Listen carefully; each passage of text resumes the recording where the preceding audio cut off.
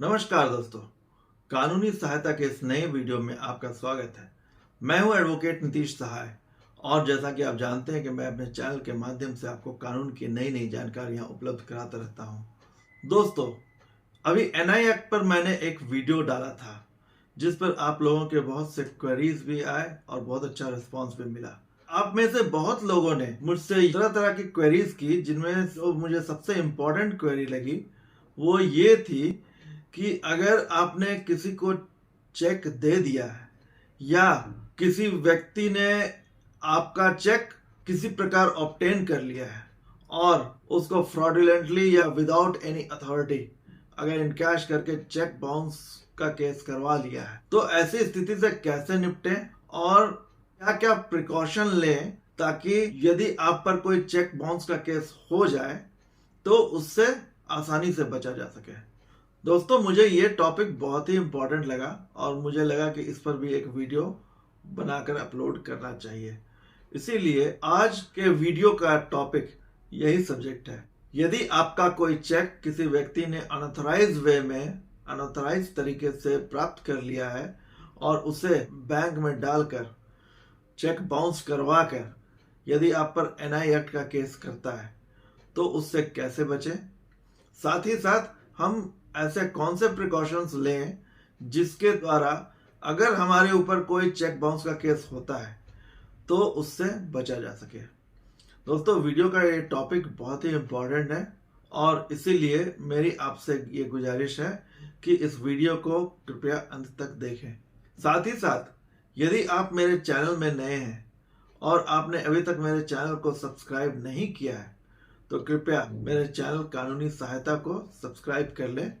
और साथ ही साथ बेल आइकन को भी दबा दें ताकि आपको नए अपलोड होने वाले वीडियोस के नोटिफिकेशन सबसे पहले मिल सके।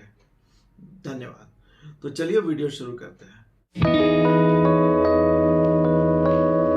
दोस्तों, जहां तक चेक बाउंस केस की बात है तो ये चेक बाउंस केस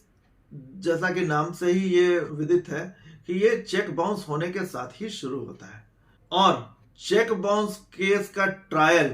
हालांकि कोड ऑफ क्रिमिनल प्रोसीजर 1973 के प्रावधानों के आधार पर ही होता है, किंतु इसके ट्रायल और अन्य क्रिमिनल केसेस के ट्रायल में थोड़ा सा अंतर होता है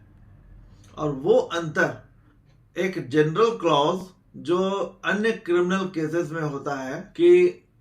accused is considered to be innocent until his guilt is proved, meaning thereby कि जो इसमें accused होता है वो तब तक innocent माना जाता है जब तक कि उसका guilt prove ना हो और क्रिमिनल केस में गिल्ट प्रूव करने की जिम्मेदारी या ओनस प्रोसिक्यूशन पक्ष की होती है। किंतु एनआई एक्ट का प्रावधान थोड़ा सा अलग है। यहाँ सेक्शन 139 और सेक्शन 118 का प्रिजम्पशन मौजूद है जिसके आधार पर प्रिजम्पशन प्रोसिक्यूशन के ही फेवर में लिया जाता है। अगर आपने कोई चेक दिया है किसी को या इशू किया है तो कोर्ट ये मानकर चलती है कि वो चेक आपने किसी न किसी फाइनेंशियल डेब्ट या लायबिलिटी के निर्वहन के लिए किया है और इसी कारण अब आपको ये प्रूव करना होता है कि वो चेक आपने इशू नहीं किया था या गलत तरीके से उसने ऑब्टेन कर लिया या आपकी कोई फाइनेंशियल लायबिलिटी नहीं बनती है। तो ये सब बातें प्रूव करने की रिस्पॉन्सिबिलिटी आपकी होती है। इसी कारण अगर एनआई एक्ट का कोई केस होता है तो उसका डिफेंस भी बिल्कुल इनिशियल स्टेज से ही लेना चाहिए और अगर शुरू से आपकी तैयारी रहेगी तो एनआई एक्ट के लेटर फेज में आपको निश्चित रूप से सफलता मिलेगी और आप कंप्लेनेंट के केस को डिस्प्रूव कर पाएंगे। तो ऐसे कौन कौन से स्टेप्स हैं जिन्हें लेने पर हमारा केस मजबूत हो सकता है, आइए जानते हैं उन्हीं में से कुछ स्टेप्स को थोड़ा डिटेल में। तो दोस्तों, यहाँ दो तरह के केसेस हो सकते हैं। पहला केस वो जिसमें आपको ये पता रहता है कि आपका चेक फला आदमी के पास है और वो आप पर केस कर सकता है, तो यहां पर आपको प्रिकॉशन थोड़ा पहले से लेना पड़ेगा। दूसरा, अगर अचानक से आपको कोई सरप्राइज की तरह अगर लीगल नोटिस मिलता है जिसमें आपके नॉलेज में आता है कि ये फला चेक नंबर आपने इसको दिया था और इस व्यक्ति ने इसको जब बैग में डाला तो डिसऑनर्ड हो गया और उसने वो 138 का नोटिस आपको दिया है,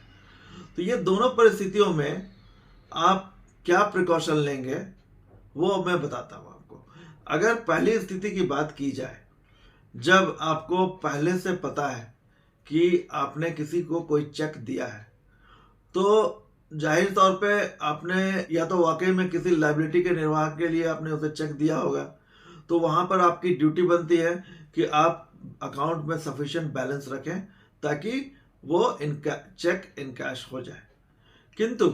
यदि आपने किसी लायबिलिटी के निर्वाह के लिए नहीं दिया है और एज अ सिक्योरिटी चेक दिया है, तो ऐसी स्थिति में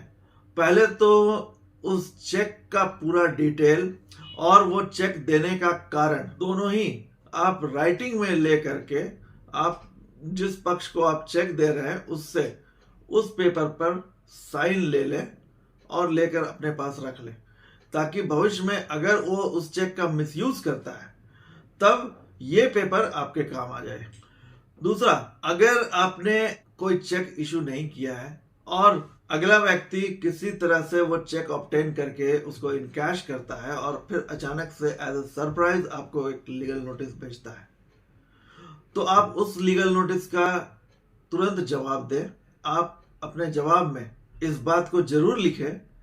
कि आपकी कोई फाइनेंशियल लायबिलिटी नहीं बनती है। आप वो जो चेक जिसका उन्होंने जिक्र किया है अपने लीगल नोटिस में,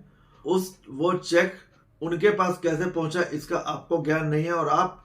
उल्टा उन्हीं से क्वेश्चन करें अपने रिप्लाई में कि वो चेक आपके पास कैसे पहुंचा। इस प्रकार यदि आप लीगल नोटिस का रिप्लाई शुरू में ही दे देते हैं और उसके बाद अगर ये केस आगे बढ़ता है तो आप इस ग्राउंड को आगे भी ले पाएंगे। अदरवाइज आप इस ग्राउंड को फिर आगे नहीं ले पाएंगे, क्योंकि जो डिफेंस होता है क्रिमिनल केस में, जो डिफेंस इवन सिविल केस में भी जो डिफेंस होता है वो सबसे फर्स्ट अवेलेबल अपॉर्चुनिटी में ही लेना चाहिए, और आपके पास जो फर्स्ट अवेलेबल अपॉर्चुनिटी होती है वो है लीगल नोटिस का रिप्लाई। तो आप अपने रिप्लाई में अगर आप ये ग्राउंड नहीं लेंगे तो आगे भी फिर नहीं ले पाएंगे। दूसरा, कई बार इस प्रकार से जो चेक प्राप्त कर लेते हैं लोग, तो उनका एक एलिगेशन ये रहता है कि आपने कोई फ्रेंडली लोन लिया था और फ्रेंडली लोन को आप चुका नहीं पाए, इसीलिए आपने वो चेक दिया और अब वो चेक बाउंस हो गया है। तो अब इसके जवाब में भी इस प्रकार का कोई एलिगेशन आप पर भी लगाकर लीगल नोटिस दे रहा है, तो वहां पर आप फ्रेंडली लोन लेने के संबंध में उससे आप क्वेरी करें कि कब लिया था, किस तारीख को लिया था और किसके सामने लिया था। इसके अलावा अगर कोई ह्यूज अमाउंट है तो उसका कोई बैंक ट्रांजैक्शन उनके पास हो, उस अमाउंट को निकालने का, उससे संबंधित आप क्वेरी करें। इस प्रकार की क्वेरी करके आपको एक डाउट क्रिएट करना है, क्योंकि दोस्तों मैं यहाँ पर बता दूं कि जो सेक्शन 139 का प्रिजम्पशन है वो एब्सोल्यूट लायबिलिटी ग्राफ्ट नहीं करता है, बल्कि वो प्रिपोंडरेंस ऑफ प्रोबेबिलिटीज के आधार पर चलता है। अर्थात अगर आप उस प्रिजम्पशन में कहीं पर आप कोई वेग उत्पन्न कर देते हैं तो अब ओनस शिफ्ट हो जाता है प्रोसिक्यूशन पर। तो इसीलिए अगर आप कोई इस तरह का ग्राउंड ले रहा है, जैसे कि फ्रेंडली लोन लिया हो या कोई अनऑडिटेड या अनअकाउंटेबल पैसा आपने लिया है, तो ऐसे पैसे का आप यदि उससे हिसाब किताब मांगते हैं और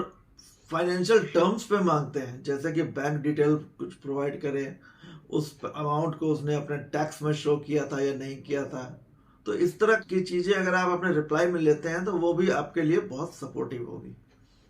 तीसरी एक और परिस्थिति दोस्तों बनती है, कई बार ऐसा भी होता है कि लोग किसी के ऑफिस में विजिट करते हैं और मौका पा करके वो कोई चेक निकाल लेते हैं और फिर उस चेक को बाद में मिसयूज करते हैं और उसमें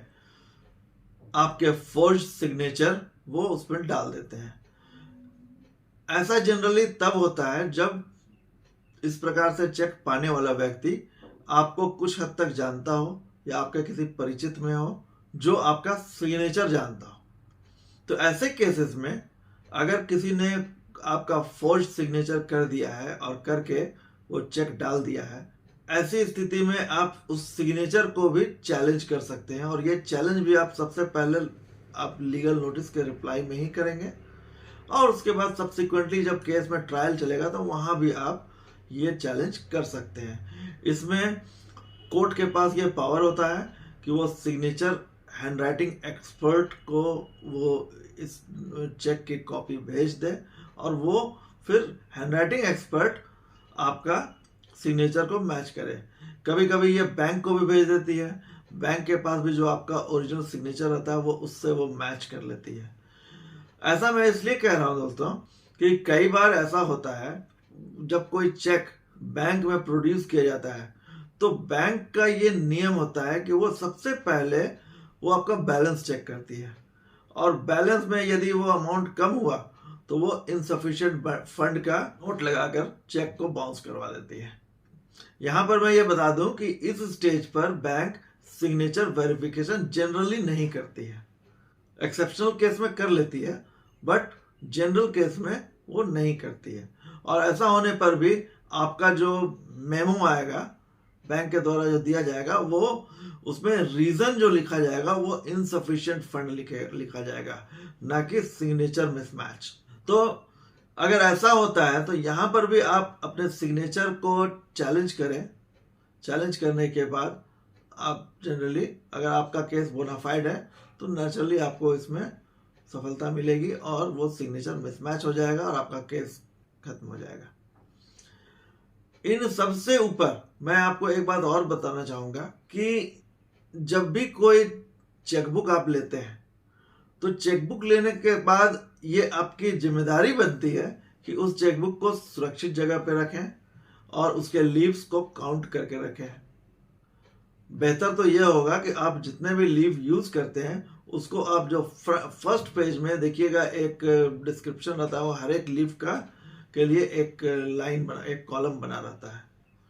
तो आप जब भी कोई चेक यूज करें तो उस कॉलम में उसकी एंट्री कर लें ताकि आपको पता रहे कि आपने वो चेक कहाँ दिया। इवन अगर आप फाड़ कर फेंक भी रहे हैं किसी कारण से, सपोज कीजिए कुछ आपका मिस हैंड राइटिंग हो गया या डबल राइटिंग हो गया, ओवर राइटिंग हो गया, तो ऐसे केसेस में आप नेचुरली उस चेक को यूज नहीं कर पाएंगे। तो अगर आप उसे फाड़ कर हटा भी रहे हैं तो भी उसका डिस्क्रिप्शन आप अपने उस बॉक्स में लिख दें ताकि आपको ये याद रहे कि आपने उस चेक का क्या किया है। और चेक, बैंक पासबुक, ये सब बहुत वैल्यूएबल डॉक्यूमेंट होते हैं, इनका आप सुरक्षा बहुत अच्छे से करें। इन सब के बावजूद भी यदि आपका कोई चेक मिसप्लेस हो जाता है या आपको ध्यान नहीं रहता कि वो कहाँ गया, तो इसमें आप सबसे पहले आप इस चेक का स्टॉप पेमेंट करवा दें बैंक जाकर, और इसके साथ ही अपने निकटतम पुलिस थाने में इसकी एक रिपोर्ट भी करवा दें और उनसे रिपोर्ट की एक कॉपी भी ले लें, ताकि अगर इस चेक का कोई मिसयूज करे तो आप पहले से ये दिखा सकें कि आपने पहले से ही इसके बारे में पुलिस थाना को भी इन्फॉर्म कर दिया है और बैंक को भी आपने इन्फॉर्म करके उसका स्टॉप पेमेंट करवाया हुआ है। तो दोस्तों, अगर ये सारे प्रिकॉशंस आप लेते हैं तो मैं उम्मीद कर सकता हूं कि चेक बाउंस के केसेस से आप आसानी से निकल जाएंगे और आपको कोई परेशानी नहीं होगी। और फिर भी अगर ट्रायल कोर्ट इसमें फैक्ट्स को ठीक से अगर अप्रिशिएट नहीं कर पाए और आपको अगर पनिशमेंट कर दे, तो आप निश्चिंत रहें, हायर कोर्ट में जब भी ये केस जाएगा, चाहे वो हाई कोर्ट हो या सुप्रीम कोर्ट, तो वहां जाकर के इस केस को कहीं ना कहीं सही तरीके से इसका अप्रिशिएशन हो जाएगा, क्योंकि आपने निचली कोर्ट में ही इतनी सामग्री भर दी है कि उसको हायर फोरम जब देखेंगे तो वो उसे अच्छे से अप्रिशिएट करेंगे और केस आपके हक में आ जाएगा। तो उम्मीद करता हूं कि आज के इस वीडियो में दी गई जानकारी आपके लिए काम की साबित होगी। ऐसे ही जानकारी युक्त वीडियो देखने के लिए हमारे चैनल कानूनी सहायता को आप सब्सक्राइब कर लें और इस वीडियो को कृपया लाइक कर लें। इसके अलावा अगर आपकी कोई भी लीगल क्वेरीज हो तो ऊपर दिए गए व्हाट्सएप नंबर पे आप मैसेज करके अपनी क्वेरीज मुझे भेज सकते हैं, जिसका कि आंसर निश्चित रूप से आपको मिलेगा। और साथ ही साथ अगर आप मुझसे 1 to 1 टॉक करके किसी समस्या पर बात करना चाहते हैं तो उसके लिए आप एक कॉल बुक करा लें, जो कि एक पेड सर्विस है। और कॉल बुक कराकर आप अपने समस्या का निदान हमारे द्वारा पा सकते हैं। तो आज के वीडियो के लिए इतना ही दोस्तों।